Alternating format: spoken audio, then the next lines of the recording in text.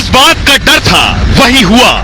पाकिस्तान से आई सीमा की वापसी को लेकर पाक से मिल रही धमकियां सही साबित होने लगी हैं। सीमा यहां सचिन के साथ है, वहां पाकिस्तान में सीमा के बदले हिंदुओं पर टारगेट होने लगा है।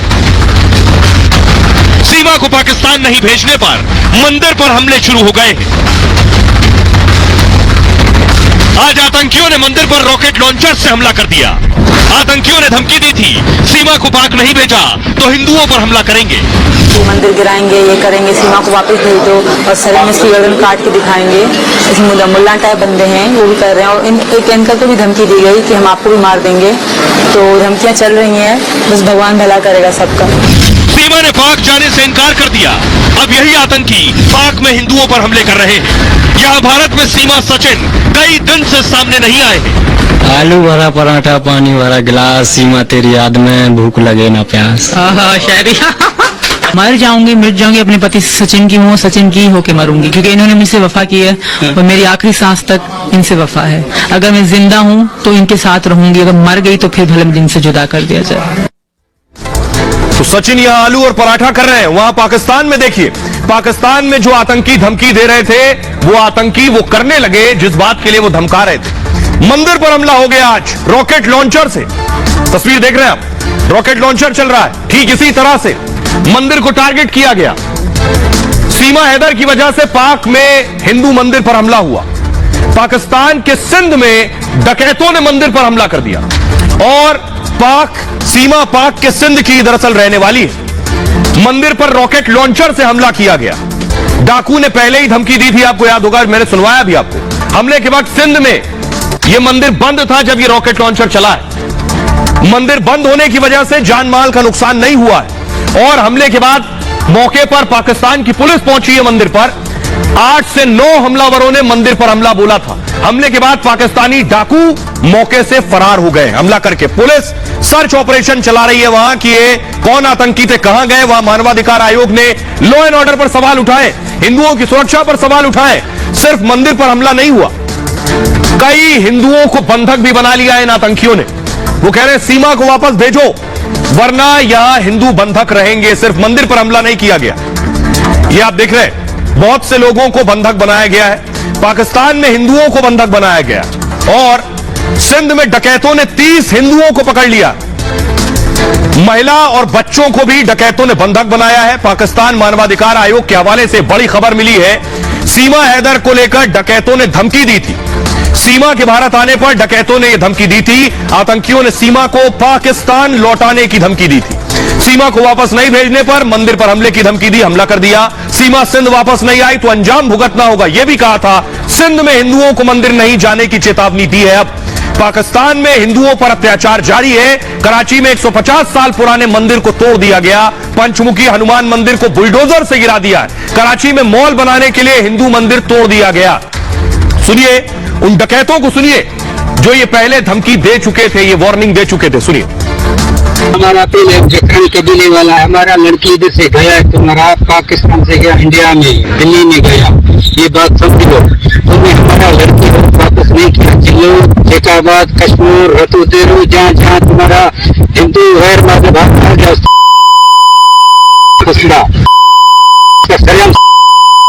इधर तो प्यारा है, तुम्हारा वापस करो। और सिंधवासियों जेका भी पाकिस्तान ना प्यार करण आयो, माराणो शरगना है, सभिनि खे मां हथ जोड़े करार कयां थो पियो। उनखे मां हथ जोड़े इहो कयां जेको इहो सेमा वारो केस आहे।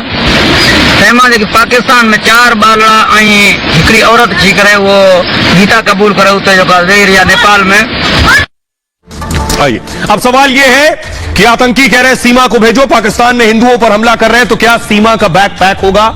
अब सीमा वापस जाएगी पाकिस्तान, क्योंकि कोई दूसरा विकल्प नहीं है और सीमा को भेजने के सिवाय कोई और ऑप्शन भी नहीं। देख रहे हैं, पाकिस्तानी सीमा हैदर बिना वैध वीजा के भारत आई थी, पहले ही अवैध वीजे पर है। भारत में रखे जाने का कोई सवाल उठता नहीं। 1 महीने से ज्यादा अवैध तरीके से नोएडा में रही है पहले ही, और इसके बाद पुलिस ने इन्हें गिरफ्तार कर लिया था। विशेषज्ञों की दलील यह है कि पाकिस्तान भेज देना चाहिए सीमा को। डिपोर्टेशन की एक प्रक्रिया होती है वापस भेजने की, उन सारी प्रक्रियाओं को फॉलो किया जाना चाहिए। गोपनीयता कानून के तहत सीमा हैदर पर फौरन एक्शन लिया जाए। एक्सपर्ट्स कह रहे हैं सीमा को 7 साल तक की जेल की सजा भी हो सकती है। सजा काटने के बाद सीमा को वापस भेजा जा सकता है। सचिन और उसके परिवार पर भी एक्शन हो सकता है। सीमा हैदर को लेकर एक और सवाल उठ रहा है, सीमा के भारत आने की मंशा आखिर क्या थी, यह भी जांची जाए। यह जांच का विषय है, पुलिस उसकी जांच कर रही है। अगर सीमा हैदर ने कोई साजिश की है तो उसके खिलाफ एफआईआर दर्ज होगी। अगर कोई साजिश नहीं की है तो उसे डिपोर्ट कर देना चाहिए। जमानत मिलने से सीमा हैदर पाक साफ नहीं हो जाती है। कोर्ट ने सिर्फ जमानत पर रिहा किया। पुलिस ने जो साक्ष्य और धाराएं लगाई वो मजबूत नहीं रही होंगी। वो मजबूत होती तो सीमा जेल में होती। अगर साजिश के पुख्ता साक्ष्य होते तो जमानत नहीं मिलती। देश का कानून किसी का प्यार देखकर कोई फैसला नहीं करता है कि कोई अवैध रूप से घुसा है। न जाने कितने लोग हैं जो पाकिस्तान जाने के लिए बैठे हैं वैध तरीके से, और न जाने कितने हैं जो वैध तरीके से आने के लिए बैठे हैं लेकिन नहीं आ पाते। देश में आने का तरीका ही गलत हो तो उसी के हिसाब से सजा होती है। बिना वीजा के एंट्री से ही सीमा को डिपोर्ट किया जा सकता है। सचिन से शादी कर लेने से उसे भारत में रहने की इजाजत नहीं मिलेगी। सवाल यह है क्या सीमा को भारत की नागरिकता मिल सकती है? नागरिकता पर फैसला पूरी परिस्थितियों पर निर्भर करता है। नागरिकता को लेकर भी एक पूरी प्रक्रिया होती है, उसका पालन करना होता है। लेकिन जो धमकियां मिल रही हैं कि सीमा को वापस भेजो, हिंदुओं को टारगेट किया जा रहा है। देश में जो लोग हैं जो सीमा के घर के आसपास रब्बूपुरा में रहते हैं, वो इन धमकियों पर, इन आतंकियों के हमले पर क्या कह रहे हैं, उन्हें सुनिए। वो उनका मन है क्या सीमा को वापस भेजने का? क्या नहीं होगा कुछ भी, वो उनका, हाँ वो तो गीदड़ उनके, वो नहीं बोलते कुछ भी। वो जो धमकी दे रहे हो, ऐसे 2 कौड़ी के तो देते रहते, तुम देख रहे होगे कितने आते हैं यार, कितनी वीडियो आती है 2 कौड़ी के। जब इतने बड़े झगड़े वाले हैं तो यहाँ पे उठा कर ले जाएंगे, धमकी देने से कहा है। इस तक तो कुछ किया ही नहीं है उन्होंने। अब क्या करेंगे? वो करेंगे, उनकी सरकार करेगी। आज तक नहीं किया, अब क्या करेंगे? वो कुछ कर ही नहीं सकते। वो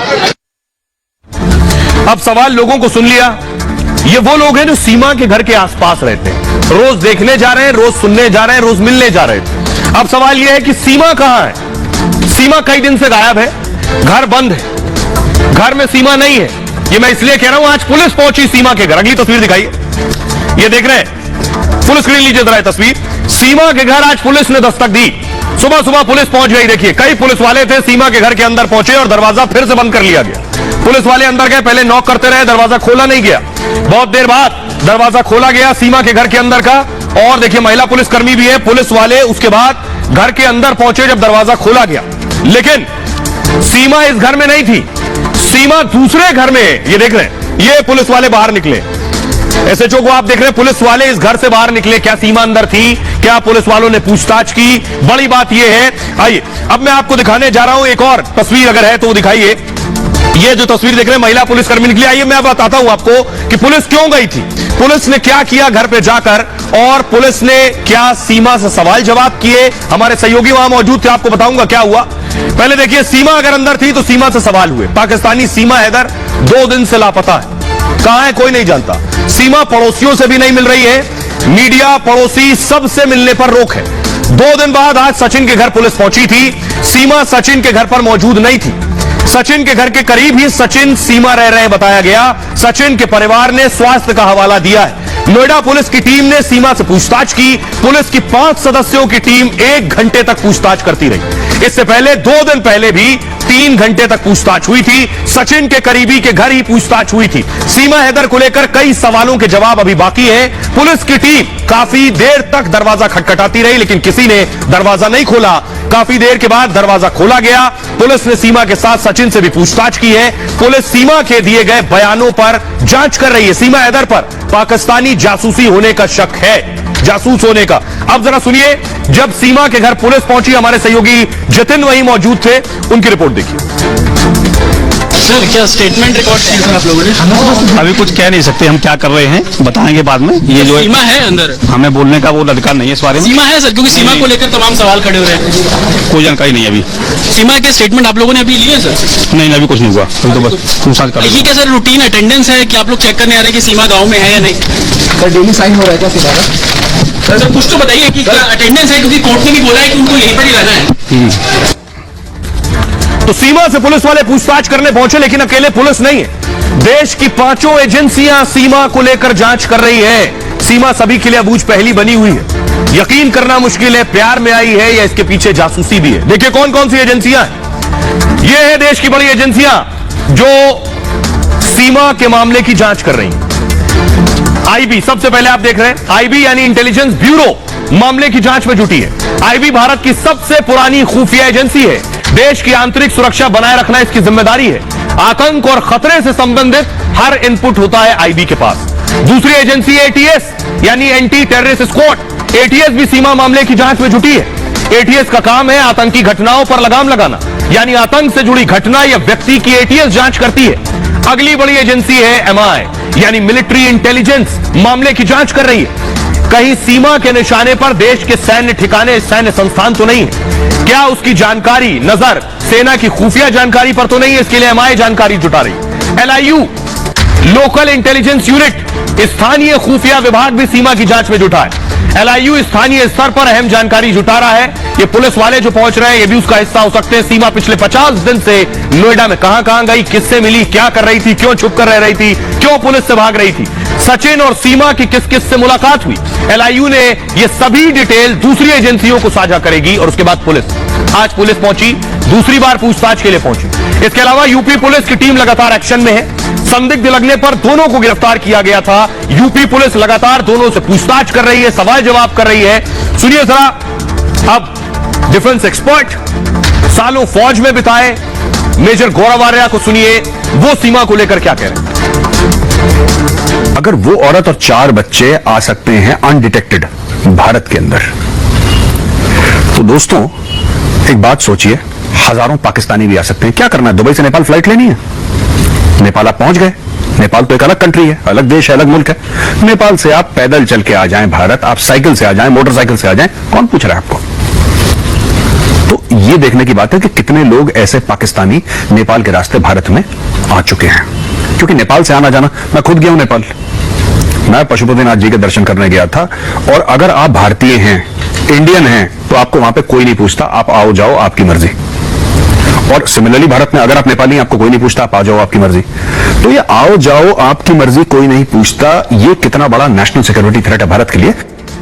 अब सवाल, मेजर गौरव आर्या को आपने सुन लिया। सवाल यह है, सीमा कौन है? सीमा एसआई की एजेंट है, सीमा जासूस है, सीमा प्यार में आई है। बहुत से सवाल सभी के जहन में कि आखिर सीमा के कितने रूप हैं, क्योंकि कभी गुलाम हैदर, कभी एजाज, इतने नाम आ रहे हैं। सीमा का असली चेहरा क्या है कोई नहीं जानता है। देख रहे हैं सीमा अलग अलग भेष में इसी तरह से डॉज दे रही है, लोग समझ नहीं पा रहे हैं सीमा है कौन। पाकिस्तानी सीमा हैदर को लेकर सस्पेंस बरकरार है। सीमा को लेकर हर दिन अलग अलग दावे हो रहे हैं। सोशल मीडिया पर सीमा को लेकर कई दावे हैं। सीमा हैदर को कोई पाकिस्तानी जासूस बता रहा है, सीमा को पाकिस्तानी सेना में कोई मेजर बता रहा है। दावा है कि सीमा का असली नाम सामिया रहमान है। सामिया रहमान पाकिस्तान की सेना में मेजर है।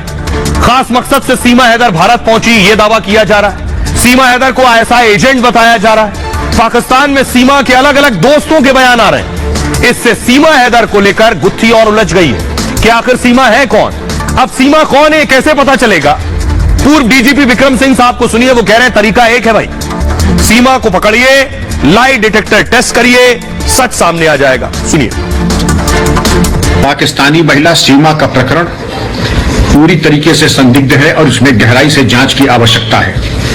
घटनाक्रम पीयूबीजी खेल के माध्यम से इतना प्रेम संबंध उत्पन्न हो गया कि अपने 4 बच्चों के साथ 13 लाख की जमीन बेच करके वह नेपाल होती हुई ग्रेटर नोएडा पहुंच गए। पूरा घटनाक्रम पूरी तरीके से अविश्वसनीय है। इसमें आईवी, रॉ और मनोचिकित्सकों के माध्यम से गहराई से जांच की आवश्यकता है और सीमा जी की लाई डिटेक्टर टेस्ट और नार्को एनालिसिस होनी ही चाहिए। तो एक्स डीजीपी का कहना है लाई डिटेक्टर टेस्ट होना चाहिए, लेकिन दिलचस्प ये है जो लोग सीमा के घर के आसपास रहते हैं रब्बूपुरा में, वो तो कह रहे हैं सीमा जासूस नहीं है। लेकिन जो लोग रब्बूपुरा से दूर रहते हैं उनकी अलग अलग राय है। वो कह रहे हैं सीमा जासूस भी हो सकती है, सीमा को पाकिस्तान वापस भेजो। देश के बाकी शहरों के लोग क्या कह रहे हैं वो भी सुनिए जरा। यहाँ आ गई है, वो उसने हिंदू धर्म अपना लिया है तो 50 आरोप लगेंगे। वो तो ये भी कहते थे वहाँ के मंदिरों को तोड़ा जाएगा और जो हिंदुओं पे आक्रमण होगा, या हमारे समाज के वहाँ हमारे हिंदू वहाँ रहे कितने हैं, पहले कितने थे और अब कितने रह गए। देखिए, अगर सीमा ऑलरेडी किसी को धोखा दे चुकी है और पहली चीज तो ये पाकिस्तान से आई है तो इस पर भरोसा करने वाला वैसे भी नहीं है। तो पाकिस्तान का जो माहौल इस समय चल रहा है, कहीं ना कहीं कुछ ना कुछ डाउट है। सीमा जो अपने मेन मकसद से आई है और इनको भी मतलब जो है जो आई है सचिन को भी मतलब इनको भी धोखा देगी। वो तो सरकार करेगी उसे तो फैसला, भाई जासूस है क्या है, जांच तो वही करेगी, हम लोग थोड़ी कर सकते हैं। तो आपको कोई भरोसा थोड़ी ना, किस मकसद से यहाँ पे आई है, क्या मकसद है आने का, इससे पूरी जांच की छानबीन होनी चाहिए। इसकी जांच तो होनी चाहिए। देखो जरूर होने को कुछ भी हो सकता है, होने में कोई बताना क्या हो सकता है, निकलना कुछ भी निकल सकता है। सबसे पहली बात तो वो जो है PUBG जो है गेम था, ये प्यार मोहब्बत में आई है, जांच पड़ताल बिल्कुल होनी चाहिए। यहाँ से वापसी भेजना चाहिए सर, अब एक तरीके से आई है, यहाँ से इसको वापसी भिजवाओ भाई साहब। देश की महिला 4 बच्चों को लेकर दूसरे देश की महिला इस तरीके से आ रही है अपने आदमी को छोड़कर, और बताओ जब वो उसकी ना हुई तो यहाँ क्या रहेगी। बहुत कुछ निकलना बाकी है, बहुत कुछ निकलेगा, जांच होनी चाहिए। अपनों से प्रेम करता है ना, वो कभी छोड़ता नहीं है। तो जिनके शादी करने के बाद 4 बच्चे हो गए, अगर उनके अगर 4 बच्चे होने के बाद में वो उनको छोड़ के अगर यहाँ गई तो क्या गारंटी कि इनको भी रखेगी। तो सचिन को क्या हमारे देश को धोखा दे रही है वो? पाकिस्तान से आने का मतलब क्या है? जो अपने आदमी को छोड़ के आ सकती है वो किसकी हो सकती है? और एक जासूसी होगी लाजमी है वो, जब 4 फोन है, 5 उसके पास पासपोर्ट है, और क्या होना उसका। प्यार में तो सब कुछ जायज है, आ भी सकता है लोग, जा भी सकता है वहाँ पाकिस्तान से इंडिया भी आ सकते हैं लोग, तो प्यार के लिए तो कुछ भी नहीं कर सकता। लेकिन जासूस ऐसे हम लोग नहीं कह सकते ना, एजेंसियों का काम अपना जांच करके जैसा होगा बताएंगे अपना क्या करना है। तो सवाल यह है, देश के लोगों को आपने सुन लिया, मिली जुली प्रतिक्रिया है, हर शख्स बात कर रहा है अपने घर पर, अपने दोस्तों से, अलग अलग तरह की राय है। लेकिन क्या वाकई सीमा जासूस है? इससे इनकार भी नहीं किया जा सकता, कोई नहीं जानता, क्योंकि ऐसा हुआ है और हर साल होता है। उदाहरण के लिए ये साइंटिस्ट है, वैज्ञानिक थे डीआरडीओ में, डिफेंस रिसर्च, ये लोगो देखा आपने, डिफेंस रिसर्च डेवलपमेंट ऑर्गेनाइजेशन, ये जो सरकारी संस्था है मिनिस्ट्री ऑफ डिफेंस में आती है, ये हथियार बनाती है, बड़े बड़े हथियार बनाती है। उसमें साइंटिस्ट थे साहब, इनका नाम है प्रदीप। ये हनी ट्रैप में फंस गए, पाकिस्तान में ऐसे ही जासूस ने इन्हें फंसा लिया और उसके बाद सारी जानकारी ले ली। ये अकेले नहीं है, ये डीआरडीओ में थे, अगली तस्वीर दिखाई, ये है नवीन, ये गृह मंत्रालय में थे और अस्थायी मेंबर थे, अस्थायी रूप से नौकरी कर रहे थे नवीन। इनको भी हनी ट्रैप में पाकिस्तान से किसी जासूस ने फंसा लिया और इन्होंने भी सारी जानकारी दे दी। अगली तस्वीर दिखाई, डीआरडीओ वाले साइंटिस्ट ने क्या क्या बता दिया, ये देख रहे हैं। अग्नि मिसाइल और ब्रह्मोस मिसाइल, आरोप है अग्नि और ब्रह्मोस मिसाइल की जानकारी लीक कर दी। पाकिस्तान में किसी लड़की से बात कर रहे थे, इन्हें लगा कहीं आसपास की है और उसको ब्रह्मोस और अग्नि मिसाइल की जानकारी दे दी। आइए आपको बताता हूं क्या क्या जानकारी लीक कर दी है। इसलिए पाकिस्तान ऐसा करता है, इसलिए पाकिस्तान पर भी शक है। क्या किया पाकिस्तान ने, देखिए साइंटिस्ट साहब ने क्या क्या लीक कर दिया, पहले आपको बताता हूं। फंसे कैसे ये भी देखिए जरा, ये आप देख रहे हैं, ये ब्रह्मोस मिसाइल चली गई और ये आ गई अग्नि, वो खड़े साइंटिस्ट और उनके बगल में हनी ट्रैप। वैज्ञानिक प्रदीप कुरुलकर हनी ट्रैप का शिकार हो गए। पाकिस्तानी हसीना ने प्रदीप कुरुलकर को फंसाया, नाम बताया ज़ारा दास गुप्ता, पाकिस्तानी एजेंट। ज़ारा दास गुप्ता के नाम से मिली साइंटिस्ट साहब से। पाक एजेंट ने वैज्ञानिक से सोशल मीडिया पर दोस्ती कर ली, वैज्ञानिक ने भी दोस्ती कर ली, वैज्ञानिक को फंसाने के लिए पूरा जाल बिछा दिया। पाकिस्तानी एजेंट ने कई फर्जी नामों से आईडी पहले से बना रखी थी, सारी आईडी के साथ टूट पड़ी वैज्ञानिक पर। इन्हें लगा इतनी लड़कियां मुझे मैसेज कर रही, क्यों? फर्जी नामों में से ही 2 नाम ज़ारा दास गुप्ता और जूही भी थे। ज़ारा दास गुप्ता ने बताया वो ब्रिटेन में सॉफ्टवेयर इंजीनियर है। पाक एजेंट ने वैज्ञानिक से गोपनीय जानकारियां दोस्ती बढ़ाने के बाद मांगनी शुरू की। वैज्ञानिक ने पहले ब्रह्मोस लॉन्चर की जानकारी दे दी, अग्नि मिसाइल लॉन्चर और मिलिट्री ब्रीजिंग सिस्टम के बारे में पूछा उसने, ड्रोन यूसीवी के बारे में भी वैज्ञानिक ने जानकारी दे दी हनी ट्रैप बनकर। इस पर वैज्ञानिक प्रदीप ने तमाम गोपनीय जानकारी पहले जुटाई, वैज्ञानिक ने पहले खुद भी जानकारी जुटाई, पाक एजेंट को गोपनीय और संवेदनशील जानकारियां दे दी उसके बाद। इसलिए सवाल उठ रहे हैं सीमा पर भी। ये अकेले नहीं है डीआरडीओ के साइंटिस्ट। अब आपको लिए चलता हूं गृह मंत्रालय में अस्थायी रूप से नौकरी कर रहा था शख्स नवीन, उसकी गिरफ्तारी हुई है। उसने कैसे सब कुछ लुटा दिया, देखिए ये देख रहे हैं, वो भी पाकिस्तानी लड़की के साथ जुड़ा फोन पर। यह है नवीन, देख रहे हैं, जासूसी के आरोप में नवीन पाल गिरफ्तार हो गए। गाजियाबाद पुलिस ने इनको पकड़ा है। बरेली की अंजलि से बात करने का दावा, इन्हें लगा किसी अंजलि से बात हो रही है। सोशल मीडिया के जरिए में संपर्क में आए, व्हाट्सएप पर लड़की से चैटिंग करने लगे, सोच रहे थे बरेली की कोई अंजलि है। खुफिया जानकारी और सीक्रेट दस्तावेज भी दे दिए उसे।